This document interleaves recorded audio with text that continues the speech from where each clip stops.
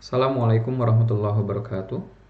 Perkenalkan, saya Werfian Shalnanda, dosen program studi Sarjana Teknik Telekomunikasi, Sekolah Teknik Elektro dan Informatika, Institut Teknologi Bandung. Pada video ini, saya akan menjelaskan salah satu kuliah yang saya ampuh, yaitu mata kuliah ET2105 Desain Sistem Digital dengan beban kuliah 3 SKS. Kuliah ini membahas desain sistem digital, mulai dari pengetahuan dasar terkait sistem digital, pemodelan menggunakan logika matematis, implementasi sederhana sistem berdasarkan model yang sudah dibuat, dan pengetahuan-pengetahuan teknis terkait. Tujuan dari kuliah ini mencakup 3 poin capaian pembelajaran program studi yang dirujuk, antara lain, Poin 2, kemampuan untuk menerapkan desain teknik untuk menghasilkan solusi yang mempertimbangkan kesehatan masyarakat, keselamatan, dan kesejahteraan, serta faktor global, budaya, sosial, lingkungan, dan ekonomi. Poin 3, kemampuan untuk berkomunikasi secara efektif di hadapan pemirsa yang beragam. Dan poin 5, kemampuan untuk berperan secara efektif dalam tim yang di dalamnya diasah sifat kepemimpinan, menciptakan lingkungan yang kolaboratif dan inklusif, menetapkan sasaran, merencanakan tugas, dan mencapai tujuan. Kemudian, topik yang dibahas pada kuliah ini mencakup Introduction to Digital Systems Design, Combinational Logic Design, Sequential Logic Design, Data Path Components, Register Transfer Level Design, dan Optimizations and Trade-offs. Selain topik tersebut, akan disampaikan pula beberapa materi pengayaan sesuai dengan ketersediaan waktu dan dinamika kelas. Secara keseluruhan, pembelajaran pada kuliah ini fokus pada learner-centered learning dengan sistematika pengajaran umum, ceramah klasikal pada awal perkuliahan atau awal topik agar mahasiswa mengetahui pengetahuan dasar dan contoh masalah. Kemudian, dilakukan diskusi kelompok atau diskusi klasikal setelah materi disampaikan atau setelah mahasiswa mengeksplorasi topik secara mandiri. Dan terakhir, akan diberikan suatu proyek berupa tugas besar yang dikerjakan secara berkelompok. Evaluasi pada mata kuliah ini dibagi menjadi beberapa komponen penilaian, yaitu kuis, tugas, ujian tengah semester, ujian akhir semester, dan tugas besar. Bobot penilaian untuk masing-masing komponen antara lain 20% untuk kuis dan tugas, 25% untuk UTS, 30% untuk UAS, dan 25% untuk tugas besar. Capaian pembelajaran mata kuliah ET2105 Desain Sistem Digital terdiri atas 8 poin yang mengacu ke performance indikator 2.1, 2.2, 2.3, 3.1, 3.2, 5.1, 5.2, dan 5.3, seperti terlihat pada anotasi video ini.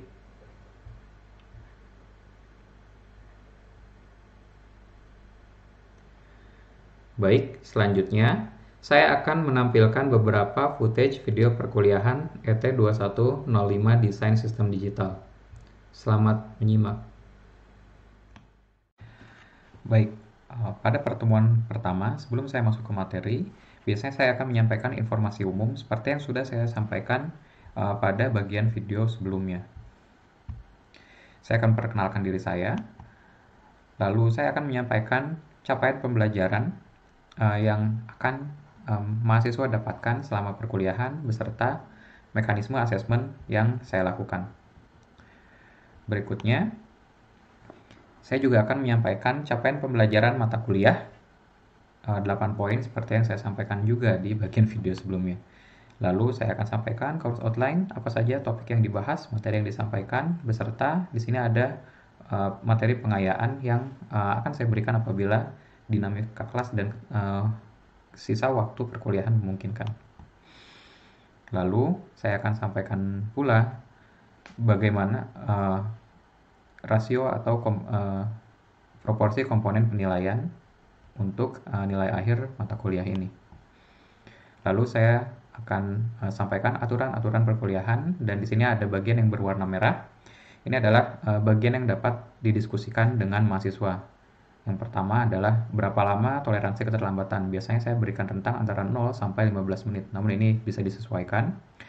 Apabila ada mahasiswa yang hadir terlambat lebih dari 15 menit atau berapa menit waktu yang disepakati pada kelas tersebut, mahasiswa tersebut masih boleh mengikuti perkuliahan, namun tidak diizinkan untuk mengisi daftar hadir. Berikutnya, aturan kedua adalah kapan pengumpulan tugas dilakukan ya. Jadi ini adalah waktu defaultnya. Dalam satu pekan biasanya ada dua pertemuan pada 2 hari yang berbeda. Nah, di sini saya berikan kesempatan kepada mahasiswa untuk memilih apakah tugas yang diberikan pada pertemuan hari ini disampaikan pada pertemuan berikutnya atau pada pertemuan hari yang sama di pekan berikutnya ya. Dan di sini saya terapkan strict ya, apabila ada mahasiswa yang terlambat submit, akan saya kenakan pemotongan nilai atau langsung saya berikan nilai 0 ya. Kemudian minimum kehadiran 80% ini sesuai dengan ketentuan dari kampus, dan apabila ada mahasiswa yang menyalin pekerjaan mahasiswa lain, maka mahasiswa tersebut dan yang beri nilai, yang memberikan sontekan akan tidak lulus mata kuliah ini. Lalu apabila ada komponen penilaian yang tidak lengkap, misal ada mahasiswa yang tidak mengerjakan UTS dan UAS, maka saya akan turunkan nilai maksimum indeksnya dari yang asalnya A, saya turunkan 2 level, A, AB, B. Jadi nilai mahasiswa tersebut apabila komponen lainnya full semua 100 dan ternyata di akhir memperoleh nilai seharusnya A, saya akan turunkan 2 indeks. Oke, ini aturannya ya pada umumnya bersifat negotiable, bisa ditambahkan juga oleh mahasiswa atau bisa dikurangi, tentu dengan kesepakatan ya. Apabila saya bersedia, saya akan kurangi aturannya. Lalu saya akan sampaikan juga referensi buku yang dapat dipelajari oleh mahasiswa selama perkuliahan. Yang saya jadikan referensi utama adalah buku pertama Frank Fahid tahun 2011 maaf, berjudul Digital Design with RTL Design, VHDL and Verilog second edition, diterbitkan oleh John Wiley and Sons. 2 buku berikutnya adalah materi pendukung yang ya pada dasarnya intinya sudah dapat dipelajari di referensi pertama, namun mahasiswa dapat memperkaya pengalaman belajarnya dengan membaca referensi yang lain. Lalu learning platforms, kami memanfaatkan learning management system yang dimiliki oleh ITB, yaitu Edunext ITB CID, dan juga memanfaatkan Microsoft Teams sebagai backup ya. Kemudian tools untuk simulasi, mahasiswa dapat menggunakan Tinkercad. Ini adalah web-based ya, tool simulasi web-based, bisa diakses oleh mahasiswa melalui browser ya, baik itu di handphone, di tablet, atau di laptop ya. Atau bisa menggunakan aplikasi standalone, simulation tool standalone, Logisim Evolution. Ini bisa di-install di operating system Windows. Baik, di setiap awal bab saya mengikuti aturan yang diterapkan oleh Direktorat Pendidikan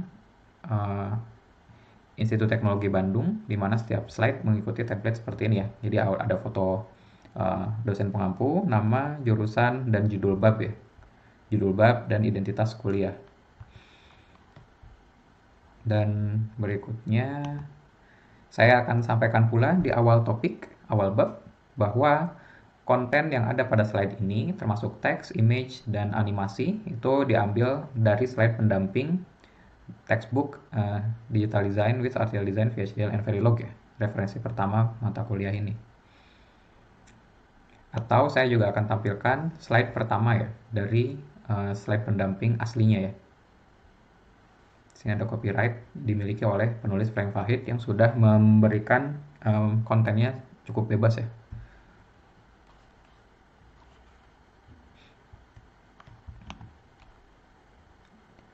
Lalu di sini ada ketentuan bahwa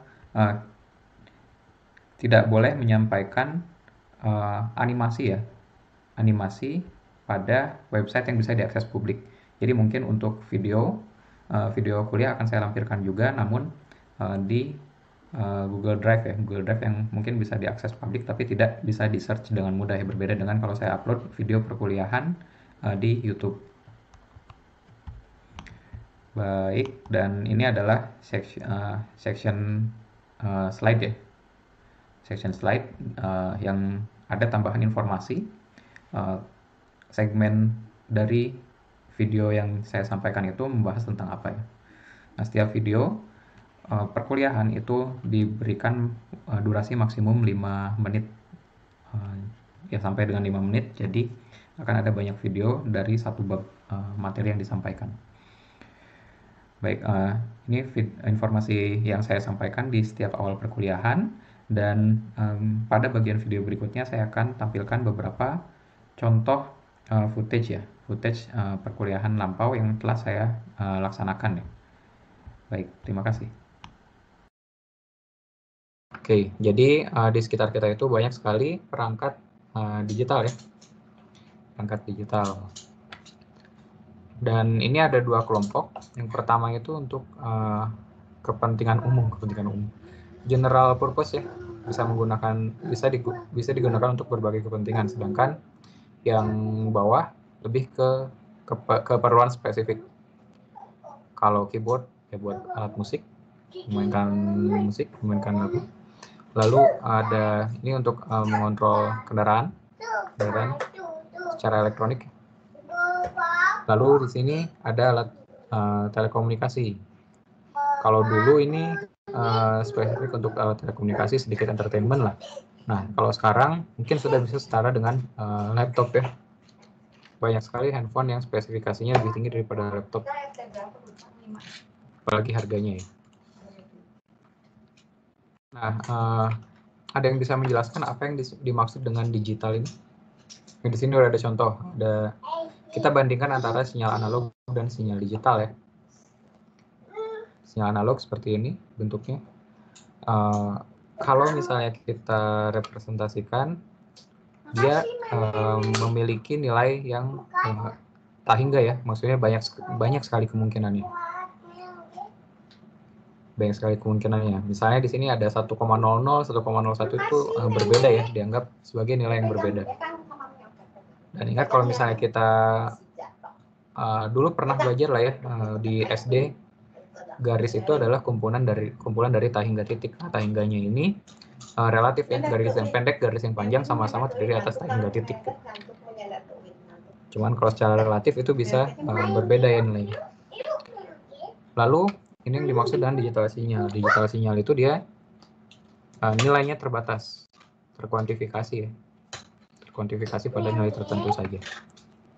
Nah, di sini di slide ini kita ditunjukkan dua sinyal continuous ya, continuous terhadap waktu. Nah, kemudian kita diperkenalkan dengan digital sinyal dengan yang hanya terdiri atas dua nilai, 0 atau 1. Kita sebut dengan bilangan biner ya. Ini suara saya terdengar ini? Terdengar, Pak. Terdengar, Pak. Oke.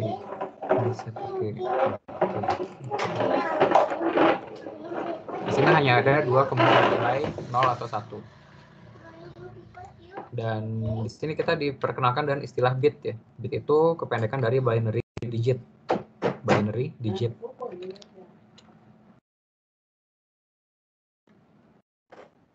Sebenarnya ada videonya ya, jadi saya skip, saya agak cepat aja.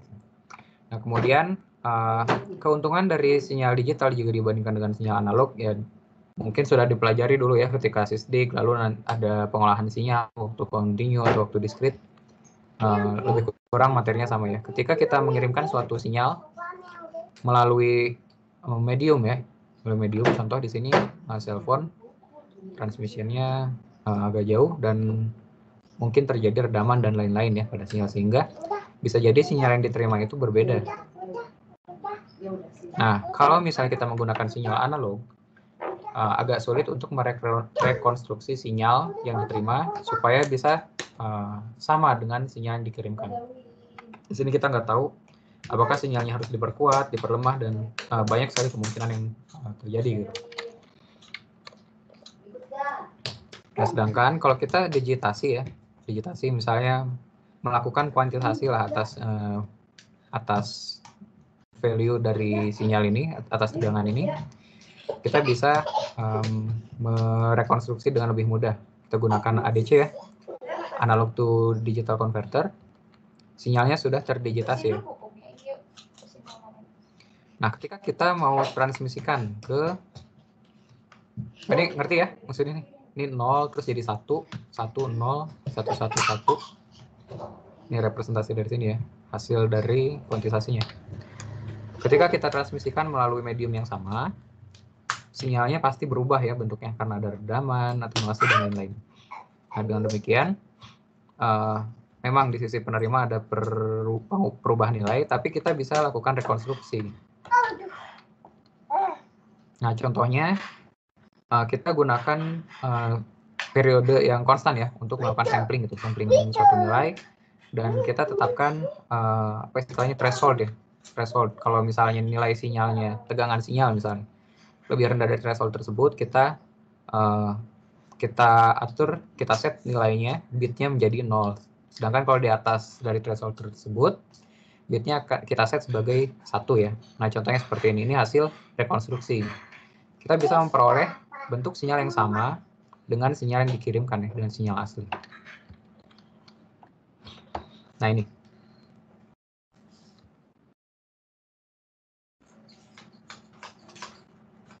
Nah, namun demikian, ini apa ya? Dia nggak begitu sempurna ya bentuknya. Ini kalau misalnya kita convert lagi dari digital to analog, di sini ada yang namanya error kuantisasi ya, error kuantisasi. Kalau misalnya kita apa namanya overlapkan, ada selisih antara sinyal yang asli di bagian sini misalnya dengan sinyal yang hasil rekonstruksi. Nah, hal ini bisa kita atasi dengan cara meningkatkan sampling rate-nya. Makin tinggi sampling rate, makin mirip dengan sinyal aslinya. Namun demikian, makin besar bandwidth yang kita butuhkan ya untuk melakukan transmisi sinyal. Kalau ada yang perlu ditanyakan, silakan. Nah, dengan keuntungan tersebut, kita juga bisa menyimpan sinyal ya, sinyal ke dalam media digital. Kalau misalnya kita membutuhkan volume yang besar ya untuk sinyal analog ini, misal kalau dulu zamannya CD, satu keping CD itu bisa menyimpan sampai 700 megabyte. Sedangkan kalau misalnya kita simpan lagu CD audio ya, CD audio itu hanya bisa menyimpan sekitar ya mungkin satu album 10 lagu mungkin.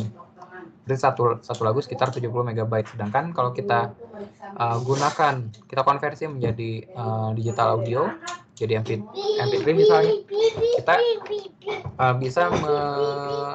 bisa memperoleh satu lagu yang sama dengan volume yang lebih kecil. Volume yang lebih kecil karena telah terjadi kompresi ya di sini.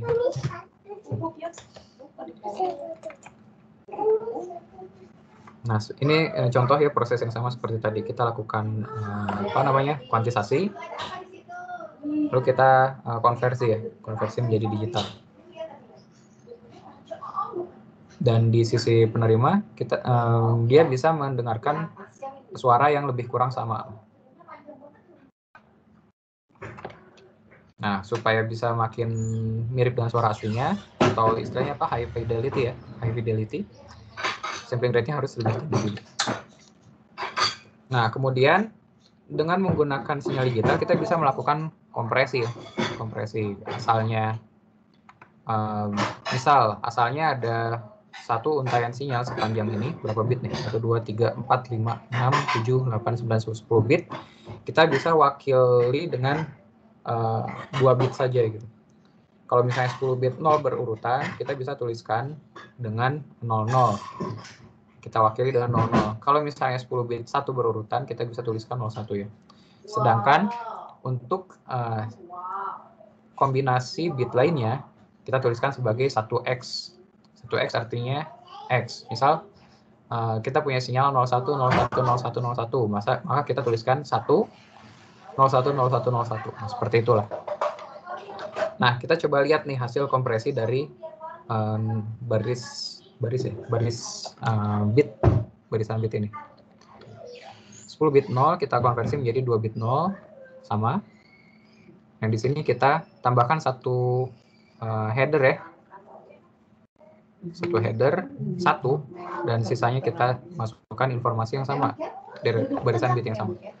Lalu di sini ada 10 bit 1 kita tuliskan sebagai 01 ya. Nah ini kita bisa lihat bahwa bit yang sepanjang ini bisa kita ringkas. Jadi seperti ini. Dan demikian akan jauh lebih hemat lagi dari aspek volume ya. Volume yang dibutuhkan untuk penyimpanan. Oh ini ada tulisannya, CD bisa menyimpan sampai 20 lagu, tapi kalau tidak dikompres, kalau dikompres bisa sampai 200. Oh ini berarti CD juga sudah masuk audio digital. Oh contoh yang analog mungkin mini DV ya, zaman dulu. Kalau kita mau merekam video, kita bisa menggunakan mini DV. Mini DV itu seperti kaset, ukurannya kecil, itu bisa menyimpan video selama 60-90 menit. Kalau misalnya 60 menit itu kualitas standar, kalau 90 menit itu lebih rendah kualitasnya. Kalau kita konversi, kita konversi ke digital, satu kaset ya, satu mini DV bisa membutuhkan sekitar 14 GB. 14 GB 60 menit, sedangkan kalau misalnya kita kompresi lagi itu bisa satu film HD sekarang kalau dikompres dengan benar ya 300 MB juga cukup gitu, sekitar 184 menit, sekitar 108 menit. Nah ini kompresi juga bisa dilakukan di digitized picture, movies, dan lain-lain.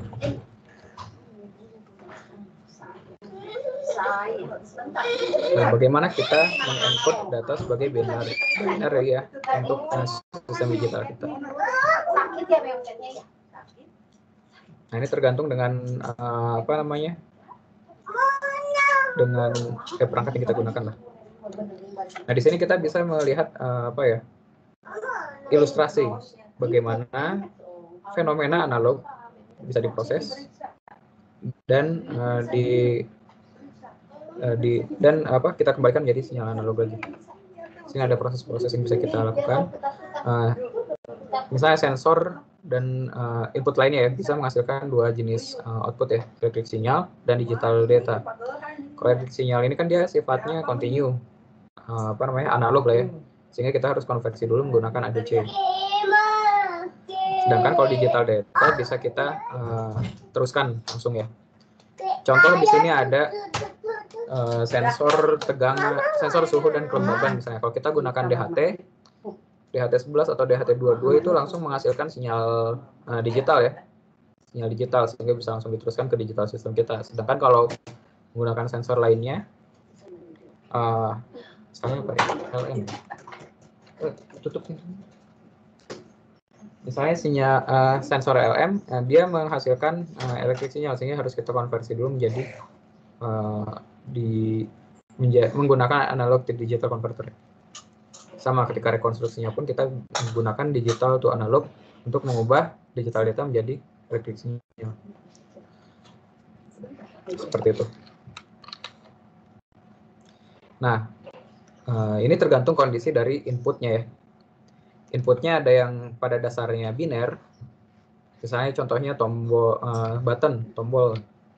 Kalau tidak ditekan 0, ditekan 1. Contohnya kita representasikan seperti itu. Terbalik juga nggak apa-apa, tergantung kita mendefinisikan state-nya ya. Lalu, beberapa input tersedia secara digital. Tadi contohnya DHT ya. Sinyal DHT. Atau di sini multi button input, merah 001, biru 010, dan seterusnya. Kemudian beberapa input itu berupa analog. Perlu analog to digital conversion. Ilustrasinya. Nah ini summary untuk bab pertama. Ini ada digital system surround us ya. Di sekitar kita itu ada banyak sekali sistem digital, ada komputer, ada electronic devices lainnya. Oh ini dikenal dan istilah embedded system juga ya. Kemudian digital systems menggunakan 0 dan 1 ya, menggunakan biner untuk komunikasi data, penyimpanan data. Sedangkan untuk beberapa kondisi mikroprosesor yang digital ya mereka, bisa diimplementasikan pada berbagai sistem digital dengan mudah dan murah, namun seringkali tidak cukup baik, misalnya untuk sistem yang sensitif terhadap delay. Oke, sampai sini ada yang ditanyakan nggak? Mau tanya dong, yang microprocessor itu contohnya kayak Arduino itu termasuk microprocessor nggak sih? Apa beda? Arduino itu kan berbasis Atmega ya, Atmeganya sih yang microprocessor. Kalau Arduino itu microcontroller ya. Baik Pak, kasih. Sama-sama. Microprocessor itu yang masih ya prosesor doang gitu, IC doang. Sedangkan microcontroller itu dia udah ada input, udah ada output. Arduino itu microcontroller, sedangkan yang microprosesornya itu Atmeganya ya. Atmega atau apapun chipset yang dia gunakan ya untuk processingnya. Ada lagi yang ditanyakan? Izin tanya Pak. Ya, silakan. Tadi yang Bapak sempat singgung yang GB bytes kan Pak ya. Nah itu mohon maaf saya masih belum terlalu paham Pak. Oh iya. Buat penambahan ilmu pengetahuannya. Dasaran dari. Ini mah trivial doang ya. Jadi kalau ini Pak. saya masih share ini ya. Share. Masih Pak. Share screen. Oke, ini saya tulis pen aja. Jadi ini kan kilobyte ya. Zaman dulu kilobyte itu sama dengan 65536 ini ya. 65536. 55 susah banget kayak mouse. Bit ya, 65536 bit. Hanya banyak masyarakat, orang-orang lah ya, orang-orang yang awam dengan bilangan biner ini menganggap bahwa 64 kilobyte itu sama dengan 64.000 bit. Aduh, lambat kali. 64.000 bit. Makanya waktu dulu sempat ini deh, waktu saya kuliah kali ya, ada orang yang protes ke salah satu operator. Dia bilang gini, saya langganan 4 GB, kuota 4 GB kok cuma dapat 4.000 megabyte. Bingung nggak? Harusnya lebih gitu Pak ya, maksudnya Pak ya? Ya harusnya 4.096 kan. Harusnya 4.096. Berarti ada 96 megabyte yang apa namanya? Yang selisihnya lah. Kalau misalkan. Yang nggak dikasih. Ya. Nah, kalau misalnya kita banyak yang bilang, banyak yang ngata-ngatain itu belum pernah belajar matematika apa, kalau misalnya giga ke mega itu kan selisih jaraknya 1000 dikali 1000 doang atau apalah macam-macam. Jadi kalau dipikir-pikir, untuk orang yang sudah tahu bilangan biner ya, dia sebenarnya bisa paham bahwa ini sebenarnya emang ada selisih, emang benar orang yang protes itu tuh benar gitu. Nah, cuman banyak orang yang nggak tahu kan. Nah, makanya akhirnya yang tahu bilangan biner itu mengalah. Jadi ya sudah, satuan byte kilo mega itu langsung dipakai untuk ini aja, konversi langsung dikali 1000 kali 1.000.000 yang kayak gitu ya. Nah, untuk membedakan antara byte yang ini dengan yang bawah dengan byte yang atas, kita pakai satuan baru namanya KB byte gitu. Saya lupa nulisnya gimana. KBI gitu. KBI. KB byte kecilnya. KB byte, maybe byte, GB byte yang gitu-gitulah. Trivial doang sih, nggak akan keluar di ujian juga. Iya Pak, saya juga hanya penasaran. Benar sih. Jadi kadang-kadang orang nyalahin dulu tanpa tahu ilmunya. Jadi ya kadang-kadang ya kita harus hati-hati lah berpendapat.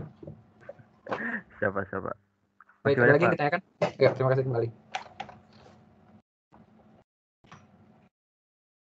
Oh ya, untuk pertemuan hari ini saya izin hanya sampai jam 2 kurang dikit ya. Soalnya jam 2 ada rapat MPKM. Merdeka Belajar, Kampus Merdeka, apalah itu. Program Bangkit Pak. Iya, salah satunya program Bangkit. Yang sekarang itu, ya yang sekarang didiskusikan itu program Bangkit sih. Nggak tahu nih, jadi repot. Saya mau tanya boleh nggak? Iya, silakan. Tapi yang program Bangkit itu? Iya, boleh.